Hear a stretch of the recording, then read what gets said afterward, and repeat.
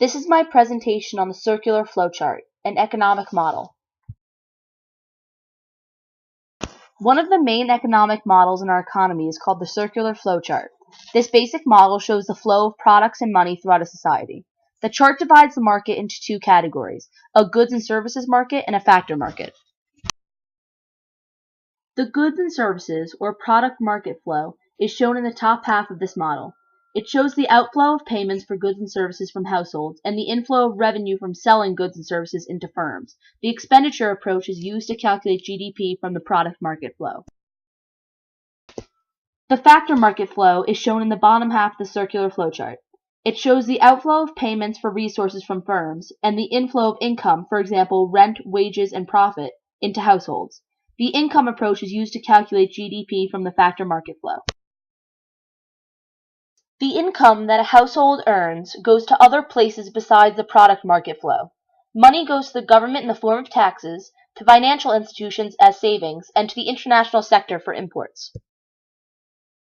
The revenue that is received by these various institutions is returned back to firms in different forms.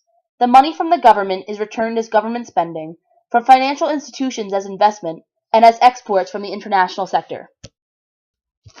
To measure GDP using the goods and services flow is known as the expenditure approach.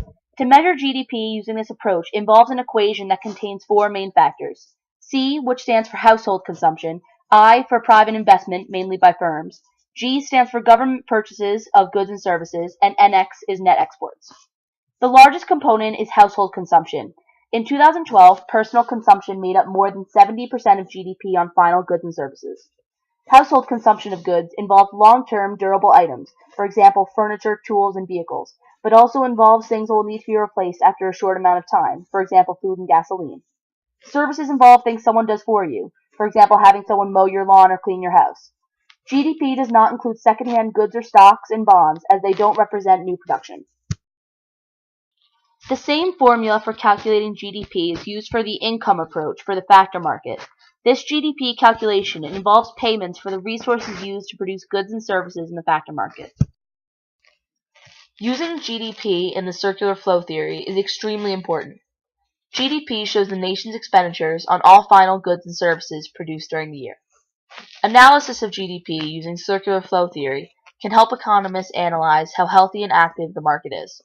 It can also help address issues with supply and demand in the economy through GDP analysis of the factor market flow, which will show any issues in supply, and analysis of the product market flow by identifying issues in consumer demand.